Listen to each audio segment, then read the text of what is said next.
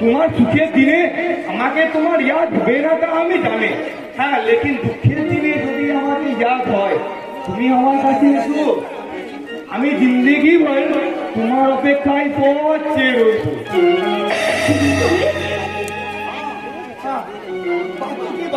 তুমি বোধহয় জানে না আমি একটা চাকরি পেয়েছি। তুমি চাকরি পেয়েছো? হ্যাঁ হ্যাঁ, এবং আমাদের অফিসে একটা লেডি ক্লার্কের পোস্ট খালি আছে। চাকরি করতে মর্জি হলে আমার সাথে যেতে পারো। সত্যি সত্যি আমার চাকরি হবে? কিনা তা উপরওয়ালা মালুম, লেকিন বসকে আমি তোমার সব কথা বলেছি। বস বলেছে, কি বলেছে? বস বলেছে ইন্টারভিউতে পাস করলে চাকরিটা তোমার জরুর হয়ে যাবে। আরে ফির কেন কিন্তু বলছো বাবা, তোমার চাকরি পাওয়ার সমস্ত দায়িত্ব আমার আছে। তোমার সামান্য উপকার করতে পারলে আমি নিজেকে বহুত বহুত কৃতার্থ মনে করবে। তোমার বাবাকে বলে তো চাকরি করিয়ে দেবো। আজ তাহলে চলি, কেমন? Good bye. ইন্টারভিউ পাস করলে আমার চাকরি পেয়ে যাবে। এত সৌভাগ্য আমার। হ্যাঁ, যেমন করে হোক আমার বাবাকে আমার রাজি করাতে হবে। বাবা রাজি হবে কিনা জানি না, কিন্তু বাবাকে যে রাজি করাতেই হবে। আমার চাকরি হয়ে গেলে আমার বাবা খুব খুশি হবে। হ্যাঁ তো জামা আমার সইতে হবে না, কিন্তু নক্ষত্রদা, বাবাকে আমি বলবো। কি বলবে যাবা? না মানে তুমি আচ্ছা নক্ষত্রদা, মনে করো না হঠাৎ করে আমি চাকরি পেয়ে গেলাম। তোমার জীবনের রং হয়তো আরো সুন্দর করে বলে যাবে যাবা। কোনো নতুন শিল্পী হয়তো আরো সুন্দর করে রাঙাবে তোমার মনের আকাশ। আর সেই আকাশ থেকে এই নক্ষত্র হয়তো একটু একটু করে ওই দূরে মিলিয়ে যাবে। নক্ষত্রদা, না আমার মনের আকাশে একটি মাত্র নক্ষত্র, আর সেই নক্ষত্র কোনদিন যদি নিভে যায়, আমি যে চিরকাল সুস্থ নক্ষত্রদা, আমি জনক্ষয় চলে চাকরির ক্ষেত্রে আজ আমি তোমায় বাধা দেবো না যাবা, কিন্তু তুমি যেদিন আমার সঙ্গে ঘর বাঁধবে সেদিন হবে তোমার চাকরির জীবনের ছুটি। নক্ষত্রদা, তুমি নারী, চাকরি করা তোমার মানায় না। যদিও আজকালকার দিনে নারীরা পুরুষের সঙ্গে সমান তালে পাল্লা দিয়ে, তবুও কিন্তু আমার কথা সম্পূর্ণ আলাদা ব্যাপার। নারীরা তাদের প্রেম প্রীতি ভালোবাসা দিয়ে সাজাবে সোনার সংসার। ক্লান্ত পুরুষ যখন দিনের সাথে বাড়ি ফিরবে তখন নারী তাদের সেবা ভালোবাসা দিয়ে সেই ক্লান্তি দূর করবে যাবা। আমার অন্যায় হয়েছে নক্ষত্রদা। আমার পেয়ার ভুল হতে পারে, অন্যায় হতে পারে না। আচ্ছা বাবা, বলো। আমি তোমাদের বাড়ি এলাম, কই তুমি জিজ্ঞেস করলে না তো আমি কেন তোমাদের বাড়ি এসেছি? সত্যি তো? আরে দাদা বড়কে নিয়ে তোমাদের বাড়িতে ভীষণ বলো। আর তুমি সেই কৈফল্য ছেড়ে এই ঠান্ডা ঘোড়া পেপান্তরে কেন এসেছো নক্ষত্রদা? এসেছি তোমার বাবার সঙ্গে কথা বলতে। বাবার সঙ্গে কথা বলতে?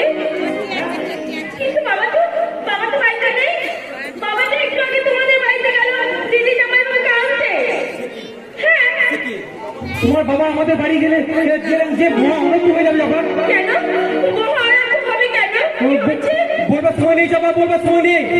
আগে তোমার বাবাকে চরম অপমানে হাত ধরে করি, আমি তোমার সব খুলে বলবো, সব খুলে।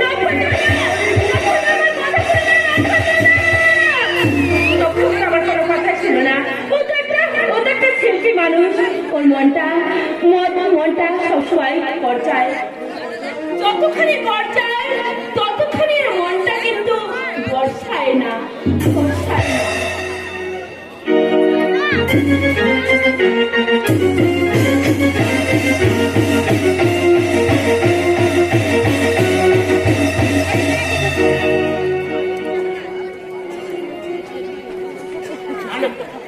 ওই যার তুমি আর আমি থাকবো না। ভাবিস খাবার দিতে আসার সময় ভুল করে দরজাটা খোলা রেখে চলে গিয়েছিল, তাই সেই সুযোগে আমি ওই অন্ধ ঘরটা থেকে পালিয়ে এসেছি। যেমন করেই হোক ওদের দৃষ্টি এড়িয়ে এই নরককুণ্ড থেকে আমাকে পালাতেই হবে, নইলে নইলে এরা আমাকে বাঁচতে দেবে না। কিন্তু কোন দিকে পালায়?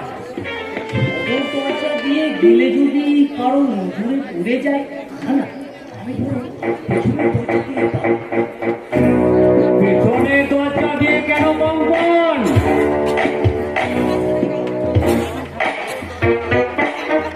ওর জন্য সদর দরজা সব সময় খোলা আছে, ইচ্ছে করলে তুই ওই দরজা দিয়ে। দাদা, না তুমি? হ্যাঁ আমি।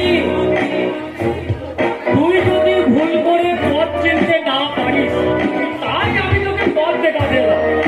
এবার বল, তুই কোন পথে যেতে চাস? জীবনের পথে, না তোর বোন ময়নার মতো মরণের পথে? তুই যদি আমার সমস্ত কথা মেনে নিয়ে আমার দিকে একটু সাহায্যের হাত বাড়িস, তোর সম্পত্তি আমার নামে লিখে দিস, তোর জীবন আমি হাসি খুশিতে ভরিয়ে দেবো তখন। আর যদি ওই সম্পত্তির মোহে তুই তোকে আমি তোর ময়নার মতো মৃত্যুর পথে ঠেলে দেব। তুমি কি করে ভাবলে দাদা যে মৃত্যু হয়ে ভীত হয়ে আমি আমার নামের সমস্ত সম্পত্তি তোমার নামে লিখে দিয়ে আমি পথের ভিখারি হয়ে দিন কাটাবো? ভিখারি কি বলছিস শঙ্কর? আমি তোকে আমার নিজের থেকে বেশি সুখে রাখবো। তুই আমার ভাই, তুই দুঃখ কষ্ট পেলে আমিও যে বড় কষ্ট পাই রে ভাই। আমার দুঃখে তুই কষ্ট পাবে। কঙ্কন, যখন তোমার হাতে ওই নির্মম চাবুক আমার পিঠে রক্ত ঝরাই, তখন তোমার মনের কষ্টগুলো কোথায় লুকিয়ে থাকে দাদা? যখন তোমার পোষা গুন্ডারা ওই বিষাক্ত ইঞ্জেকশন দিয়ে আমায় পাগল বানিয়ে রাখতে চাই, তখন তোমার দয়া মায়া মমতাগুলো তোমার পাষাণ হৃদয়ে কোন পক্ষে তুমি লুকিয়ে রাখো দাদা? আমি তোমার ভাই, তাই আমি কষ্ট পেলে তুমিও ভীষণ কষ্ট পাবে। কিন্তু কিন্তু দাদা, আমার ময়নাও বুঝেছিল তোমার বোন। তোমার সেই বোনকে তুমি নিজের হাতে গলা টিপে খুন করেছো। কই, তখন তো তোমার এতটুকু কোনো কষ্ট হয়নি। আরে হবে কি করে? সেদিন যে আমি অতিরিক্ত নেশার ঘরে আচ্ছন্ন ছিলাম, আর সেই নেশার ঘরে যে আমি কি করেছি বুঝলি কঙ্কন, আমি নিজেই জানি না। মিথ্যে কথা, মিথ্যে কথা, মিথ্যে কথা। ময়না বেঁচে থাকলে সে যে সম্পত্তি অনেক অধিকারী হয়ে যেত। তাই তো তুমি সম্পূর্ণ সুস্থ মস্তিষ্কেই ময়নাকে খুন করেছো। আমাকেও তুমি খুন করতে যদি না বাবা আমার নামে আলাদা উইল করে যেতে, তখন করিনি। এবার তোকে সত্যি সত্যি খুন করবো। আর তার আগে ওই উইলে তোর নামের জায়গায় আমার নামটা বসাবো। না, তুমি কখনোই পারবে না দাদা। আর এও জানি তুমি আমাকে একেবারে খুন করতে পারবে না। বলিস কি আমি খুন করতে পারবো না? না না, পারবে না। কারণ ওই উইলে স্পষ্ট লেখাই রয়েছে, আকস্মিকভাবে আমার মৃত্যু হলে আমার নামের সমস্ত সম্পত্তি সরকারে বাজেয়াপ্ত করবে। তাই তুমি আমাকে কোনো মতে খুন করবে না। তোর ওই অন্ধবিশ্বাস নিয়েই তুই পড়ে থাক কঙ্কন। আর আমি তোর ওই অন্ধবিশ্বাসকে চ্যালেঞ্জ করে বলছি, যে কোনো প্রকারে হোক তোর নামের সম্পত্তি আমি ছিনিয়ে নেব। রমজান, রমজান, দেখলে তোমরা বাংলাটা রুমের বাইরে এসে পাগলামো করছে আর তোমরা নাকি তেল দিয়ে ঘুমাচ্ছ? না মানে ও ঘরের দরজা তো বাইরে থেকে বন্ধ ছিল, তাহলে বাইরে এলো কি করে? আই পাগলা, বল কে তোর ঘরের দরজা খুলে দিয়েছে? ভূত! এই পাগলা,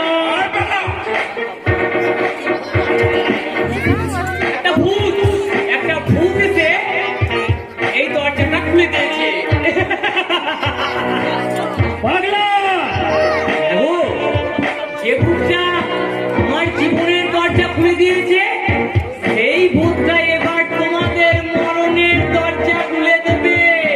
তোমরা একেবারে মরণের সেই দরজা দিয়ে মরণের দক্ষিণ দুয়ারে পৌঁছে যাবে।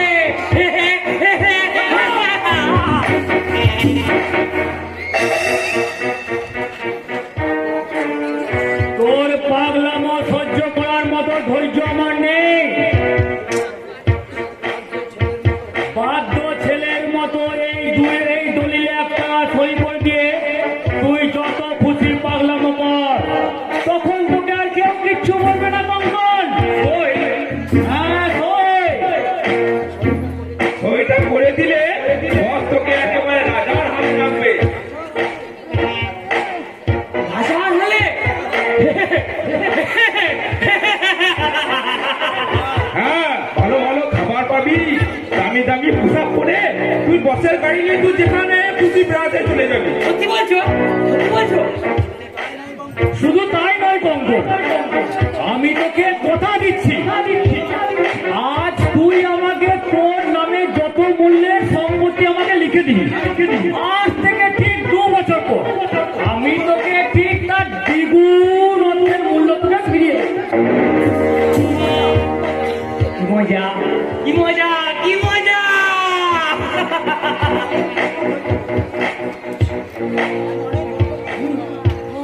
অনেক বড় লোক হয়ে যাবো, তাই না? আমার মাথাটা ওই আকাশে থেকে যাবে, আর আমার এই দুটো হাতের একটা হাত ওই হিমালয় পর্যন্ত, আর একটা হাত ওই কন্যাকুমারিকা পর্যন্ত লম্বা হয়ে যাবে।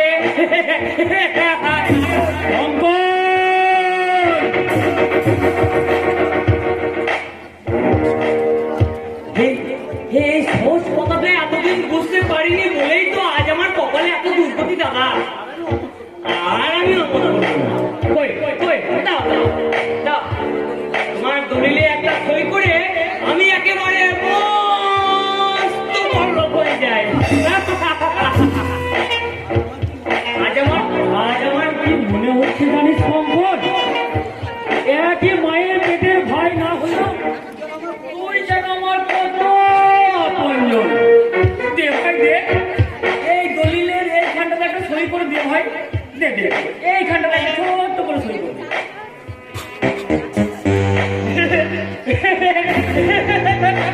এই পাগলা, সই কর।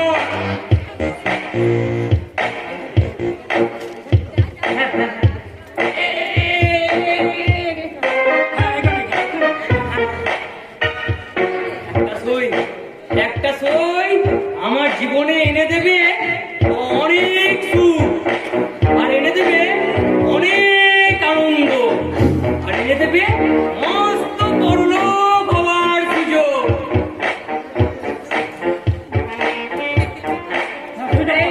ভাই এই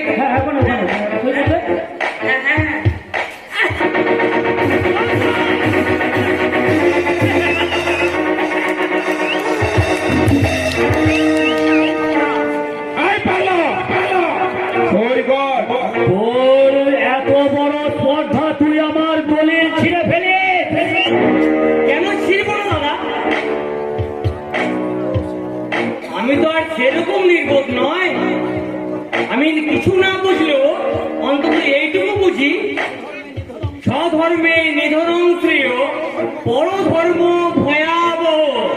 অর্থাৎ পরের বুদ্ধিতে রাজা হওয়ার চেয়ে নিজের বুদ্ধিতে ভিখারি হওয়াও অনেক ভালো। ভিখারি নয় রে রাস্কেল, তার চেয়েও তোকে আমি আরো নিচে না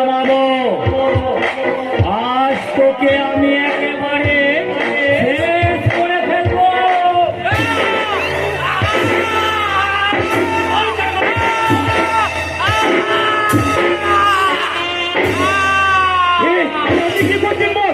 ও তো মরে যাবে, মরে যাবে। রোজ! আজ ওকে আমি একেবারে শেষ করে ফেলবো। না বল না, এত বড় ভুল আপনি করবেন না। জোনার বসে এখন আপনি যা করতে যাচ্ছেন তার জন্য কিন্তু আপনাকে ভীষণ পস্তাতে হবে। ছেড়ে দিন বস, ছেড়ে দিন please।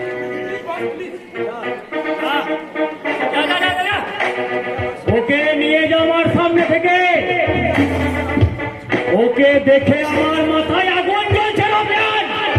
আপনি ভাববেন না বল, আজ ওকে আমি এমন শিক্ষা দেব যা ও জীবনেও কল্পনা করতে পারবে না। আজ সারাদিন ওকে আমি বিষাক্ত ইঞ্জেকশন দিয়ে ওকে আমি নরক যন্ত্রণা ভোগ করাবো। ও যতবার ওর জ্ঞান ফিরবে, ততবার আমি ওর শরীরে পুশ করবো এই বিষাক্ত ইঞ্জেকশন।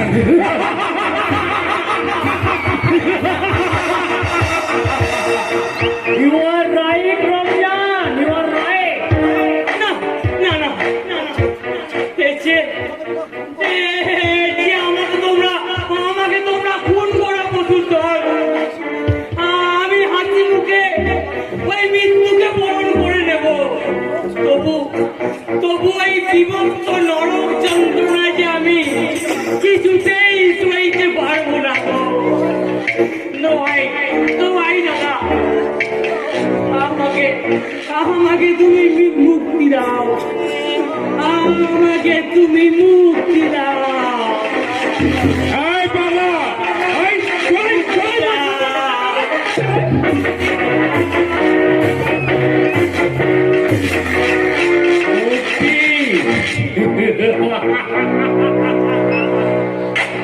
মুক্তি আমি তোকে দেব রে কঙ্কর।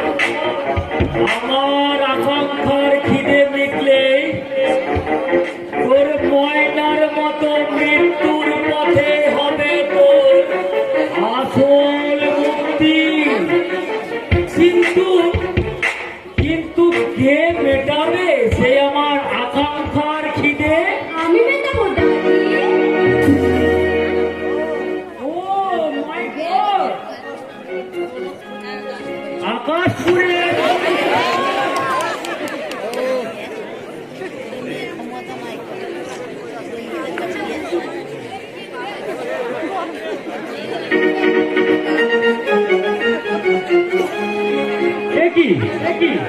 আকাশপুরের ধ্রুব নক্ষত্রের সতী সাধ্বী স্ত্রী হঠাৎ আমার বাড়িতে।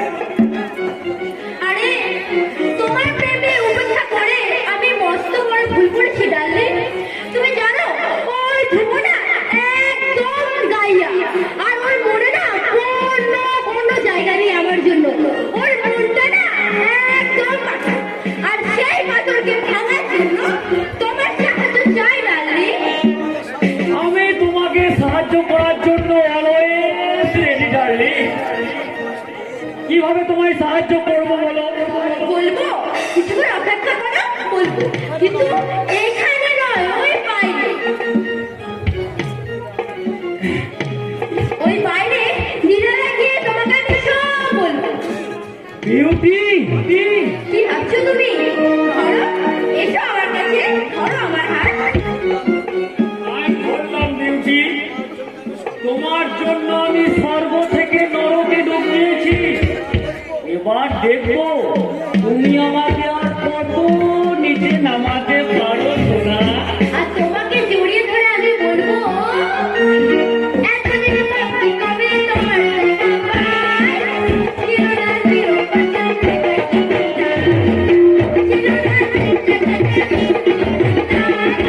তোমার টানি হয়েছি।